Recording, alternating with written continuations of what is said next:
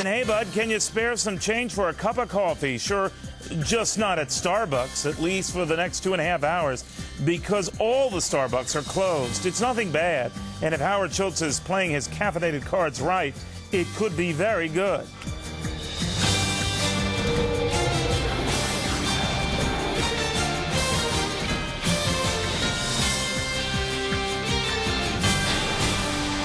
Well, by the way, if you're looking for a Starbucks cup of joe, prepare yourself for this jolt. For about the next, I don't know, 2 hours or so, you're going to be out of luck because your favorite Starbucks, in fact, all Starbucks are closed right now. They're closed.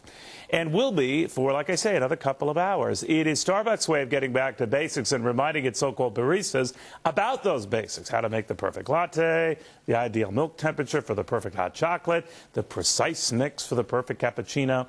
Is this 3-hour countrywide store closing a good move or not? Let us ask Keith Rosen. He's an executive sales coach and owner of Profit Builders and author of the book Coaching Salespeople into Sales Champions. Keith, good or bad move?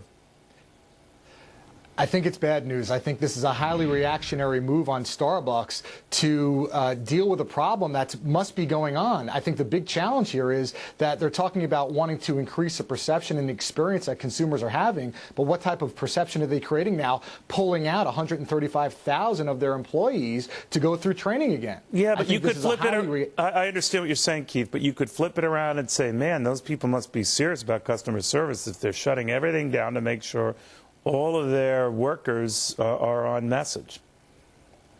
Absolutely. And at the same time, to me, this is saying that it's more of a management and a leadership issue because problems like this shouldn't happen. This is something where for you to pull out that many employees and shut your doors, there's some major collateral damage that this company is going to be faced with, let alone lost sales. What about consumer loyalty? And of course, there's Dunkin' Donuts, which is clearly seizing the opportunity by offering until 10 o'clock tonight, 99-cent lattes, coffee, and cappuccinos for their clients to seize more of a market share. So this tells me this is no way part of a long-term training and development initiative on the part of the company. If anything, I think this really comes down to what are the managers doing and where are they missing the mark. Well, you know, you might be right, Keith, but I mean, Howard Schultz, of course, the founder of Starbucks, who created the whole Starbucks phenomenon, he's back running things now. He obviously thought through all the issues you just did and figured that the better part of valor was to get everyone on message. And by the way, I would hope that, you know, this would have happened at a lot of McDonald's and Burger Kings where you go and the service, you know, stinks and all of a sudden you want to